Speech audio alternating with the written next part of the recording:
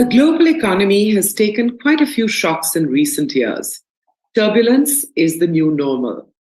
In a volatile environment, leadership becomes the differentiator. Our goal at BQ Prime is to present the collective wisdom of some of the most important leaders in India in critical sectors of the economy. The power sector feeds and charges the Indian economy. So it gives me great pleasure to welcome Dr. Praveer Sinha, Managing Director and CEO of Tata Power. Dr. Sinha, thank you for joining us on BQ Prime for this conversation on leadership. Thank you, Manvi, to have me on this recording for BQ Prime. Such a pleasure to be here. Thank you. Well, I'm going to get straight to it. India, in very simple terms, is hungry for power, for electricity. I want you to map the larger picture for us, whether it's demand, its supply, its growth projections. What is the larger picture looking like? You're absolutely right. Power is the basic ingredient for any development of a country. And for our country also, we have seen the type of growth that has happened in the demand of power has been quite huge.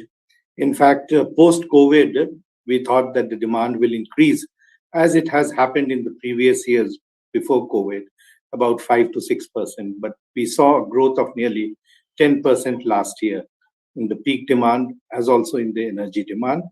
And this year, we are expecting the demand to further increase by another 10%. So I think the CAGR of 20% growth in last 2 years is phenomenal, considering that globally this sort of growth is not being seen. To give you a perspective, India has about 410 gigawatt of installed capacity, which is a mix of renewable, it's a mix of hydro and thermal. Thermal is about 220 gigawatt. And we find that in last 5 years, the growth of renewables has been phenomenal. It has grown to nearly 110 gigawatt of solar and wind and biomass, and nearly 60 gigawatt of hydro. So I think India has a very solid capability in terms of the generation capacity.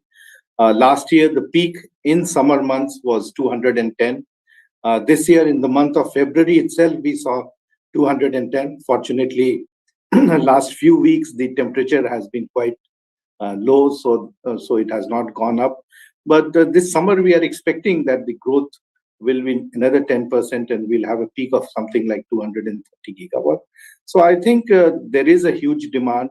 And going forward, especially in aspirational India, which is growing nearly at 6 to 7% every year, we'll continue to see a huge increase in demand. And I think more and more renewable capacity will get added. And I'm going to talk about that with you. But, a quick sense for everyone who's watching of what Tata Power's portfolio, incorporates the entire gamut of activities related to the power sector. If you can give us a quick snapshot. Yeah, so Tata Power is a 108-year-old company. It started in 1915 with a hydropower plant, which was set up near Pune and Lonavala area, with the purpose to bring that power to the city of Mumbai. A very challenging task. If you consider 108 years back, we didn't have many of the technologies which we have today. And it has always believed in using clean energy and affordable energy to its consumers. In last 108 years, Tata Power is today about 14 gigawatt, out of which about 9 gigawatt is our coal-based generation, and 5 gigawatt is hydro and the renewable portfolio. So we have nearly 35% of our portfolio, which is non-carbon. And we expect that in next 5 to 7 years, nearly 80% of our portfolio would be renewable and non-carbon, and only 20% of our capacity will be the coal-based, which are our existing capacity. So we are not adding any new capacity in coal, but of course, there's a huge capacity addition in renewable space. Generation aside, the other elements of the chain in which Tata Power is present, We do distribution of energy in the city of Delhi, where in North Delhi we supply electricity to the consumers, retail consumers.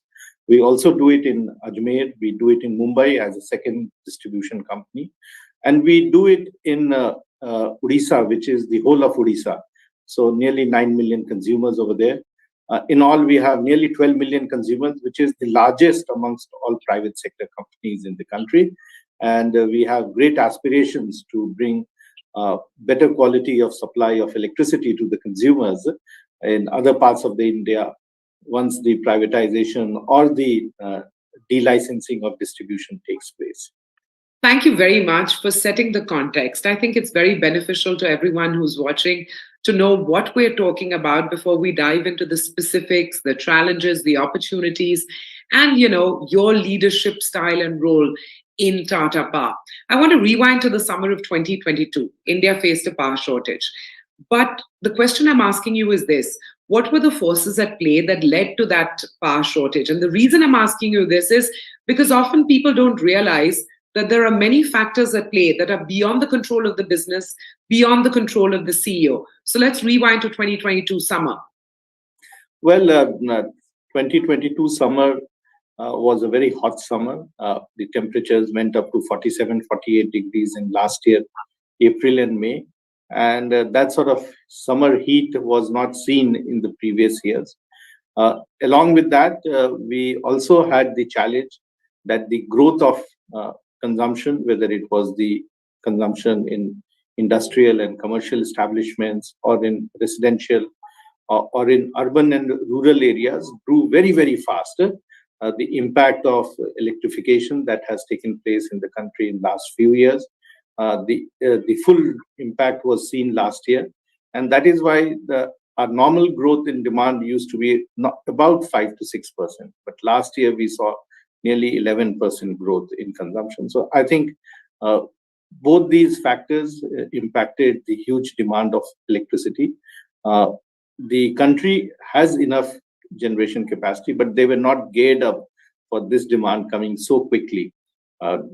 Everyone had planned for 5 6% growth. No one anticipated, and there was a rush to ensure that how do you bring coal, especially in our country, nearly 70% of generation still happens from coal-based plants, and many of the places which are in far-flung areas had challenges in having adequate supply of fuel at their plants. So I think it was a challenge, but I must share with you that in spite of such growth, in spite of such warm conditions in the country, the supply did not get hampered. We were hand to mouth in terms of availability of coal, but the generation companies came to a position where they were in a position to supply to everyone. So I think India did quite well under very trying conditions.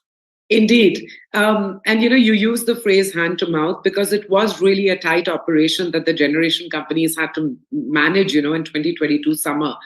The question I'm asking you is now something perhaps that you've not talked about in public, but what was it like for the team at Tata Power, for you as their leader, to navigate that period without letting down your stakeholders? Because, as you said yourself, the impact on consumers wasn't felt. It was left to the power companies to figure it all out, and that's what they did. What did it take? So it's quite a challenge to ensure that you have adequate quantity of fuel in your plant. And mind you, we not only use domestic coal, we also use a lot of imported coal for our plants in Mundra and Mumbai. And it was very important that we have adequate supply of coal, considering that there was a war happening between Ukraine and Russia. And because of that conflict, the international supply of coal was also very badly impacted. But we were fortunate that we did a lot of planning, and we were never short of the fuel that was required. Also, it was very important that during summer period, there are some disruptions in the plants that can happen because of such high temperatures. Fortunately, we had very good backup, very good inventory of spares, which ensured that we were able to operate at full capacity. So all our plants actually operated at something like 100% availability and PLF, which is very, very rare, but we were fortunate last year. In some sense, did it really test the mettle of the team as well? Absolutely, and I will share with you, Manvi, that last 3 years has been very challenging. We had COVID, unlike many other places where people have the luxury of working from home. We, as utilities, do not have that luxury. We ran our operations 24/7 every day during the COVID period, and all of us were there, whether it was in our generation plants or transmission or distribution. We were all there in the field to ensure that we give adequate supply and good supply to our consumers. So we have always stood by our consumers, whatever be the conditions, and we feel very proud and privileged that we get this opportunity to do. Is there one lesson from last year that is going to hold you in good stead as you sort of wait for the final temperature picture and what that means in terms of pressures for companies like yours? Yes, this year I think everyone is little better prepared compared to last year. They know that this year is going to be much warmer, much hotter than last year.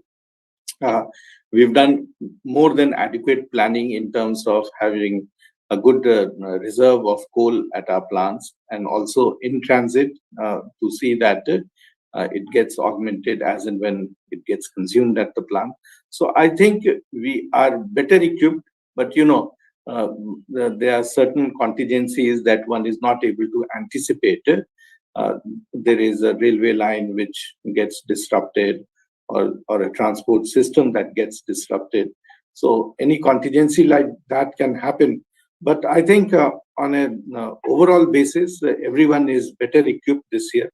And the 230 gigawatt of energy that is required peak power, I think we should be able to address. So I think the Indian power sector has been that way quite diligent in ensuring that they are able to supply, considering that many of the countries, our neighboring countries, or many of the other countries have suffered last year because of inadequate supply of power. I'd argue, Dr. Sinha, that for a company like Tata Power, there are many and very diverse stakeholders. At the one end, you've got an ordinary consumer like me saying, Bijli kahan hai? Milegi ki nahi? There's big businesses, manufacturing, industries, regulator, coal producers, government, transport, railways, which is a subset of that. I could go on and on. But if the end goal is uninterrupted, adequate power supply, all the stakeholders really have to be aligned. Am I sort of exaggerating the point here, or do you agree that stakeholder alignment is much more important in the power sector than in any other sector for that matter? Yeah, absolutely. And you mentioned that you need power and you need 24/7 power supply. One thing you didn't mention was affordable. I think it's very important that we provide power at an affordable price to the consumers. And we have all types of consumers. We have lifeline consumers, and then we have the other extreme where we have the very affluent. We have the industrial and commercial. There are process industries which cannot have any. The quality of power has to be great over there.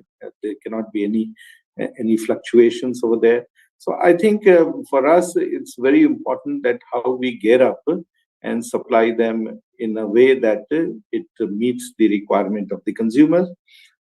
Also, one thing that I think is in the minds of every consumer now is that you have been producing power and giving to us, which is the so-called brown power.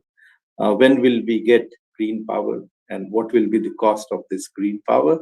And I'm preempting you, but I think this is also a big question that we need to address, and Indeed. we need to address sooner than later. You literally led me to my next question, which was, in 2023, articulate the mission that you have at Tata Power. And I'm sure a large chunk of that is the brown to green journey. So, what is a reality is that brown power is there for some more time. And the time we can transition to green power, this will continue. So, it is not that we can have an abrupt close of brown power, but we should definitely have a roadmap of how we will transition to green power. And green power, as everyone knows, that it is intermittent, it is not continuous. The solar is during daytime, the wind is during evening and night time. And how do you come up with solution where you are able to give hybrid solutions of solar wind and hydro, solar wind and storage, which will meet your 24/7 requirement of power? And I think there's a whole lot of technology work that is happening where digital technology is being used to anticipate the quantum of requirement of power by consumers or a cluster of consumers. And you can then come up with a proper solution or a hybrid solution or bundled solution of power whereby you are able to provide them the requirement as per their need. And this can be green power. I do keep on hearing that it will be very, very difficult or virtually impossible to go for 100% green power. But I feel that the type of steps which are being taken, it is definitely possible. It may not happen today or tomorrow or 24 or 25, but definitely in this decade, we will have solutions where we can offer 100% green power to consumers. And uh, uh, as evolved consumers, many of them will say that I want only 100% green power. I don't want any brown power. And they can be a price differential. In fact, I feel that the price differential will be on the lower side. In fact, the green power will possibly end up being much lower than the brown power. But I do think the choice will be there with the consumer to decide what sort of power that they want. I'm tempted to stick to that last statement you made. Cheaper green power than brown power. And that seems like an intriguing proposition. Would you be willing to stick your neck out and say, 10 years down the road, 7 years down the road, this is where you see green power prices settling at?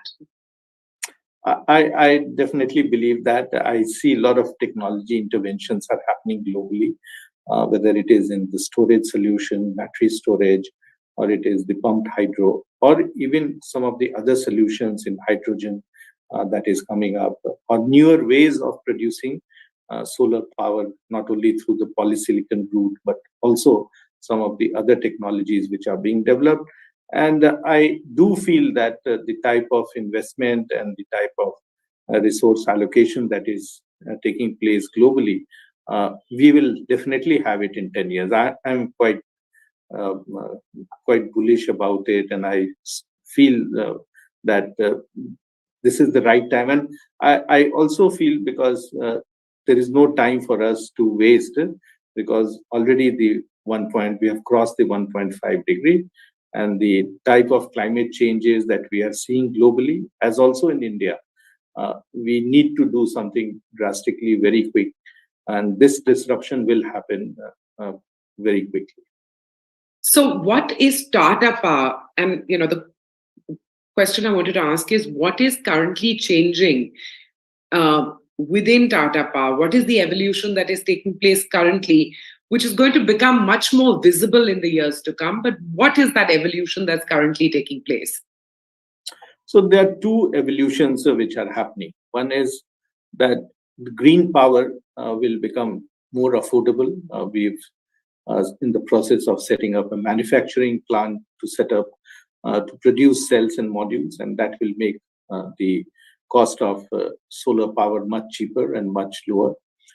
The second is that we are also working in taking this to the retail consumers. So our rooftop solutions, and these are not only for industrial and commercial establishments but also residential. Our solar pumps solutions, which is in rural areas, the microgrids that we are doing in villages, The whole purpose is that how do we socialize this? How do we democratize the use of power and empower the consumers to produce their own power and use themselves? And I think the type of work that we are doing also working backwards with the technology players to ensure that consumers can produce power themselves, can use it, and also give it to the people in the community and also to the grid if required. So I think the socialization, the democratization of power is one very big thing. And to do that, we are also doing a lot of work on the smart grid technology and smart grid area, where the enabling technologies, which is using digital technology to give real-time information to consumers on how they should use power and when they should use power. I think that will be another big area that we would work. So I think what is happening is from large generating plants, large transmission, long distance transmission, distribution, we are now getting to disaggregated or decentralized. And this will not only help in the energy requirements of consumers, retail consumers, but also industry, but also for mobility. And everyone will then become self-sufficient. They will produce enough power in their home or office, use it in their factory, and use it in their home, use it to charge their vehicle and meet the requirement of power. So I think we will have a solution where we will be able to empower the customer and they can then decide exactly on how they want to produce and use power. It sounds almost utopian. So I'm going to wear my cynical hat. And there are two words that I wanted you to commit on. One is really this democratized or disaggregated power setup. And the second is smart grids, because, smart grids is something our country needs because efficiency of our grids has been holding us back. In both those contexts, what kind of adoption are we currently at? Where could we go? Are there any numbers that you can share with us that will give us a sense of the pace at which this change will roll out? Yeah, absolutely. And I think right now we are at the tip of the iceberg. It's very little that has happened. Uh, we did not see large rooftop coming into the country. And just to give you a sense of numbers, we are just about, I would say, 10 gigawatt of rooftop in the country. The potential is 300 gigawatts. So I think there is huge amount of work that we need to do. Every roof theoretically can have a rooftop.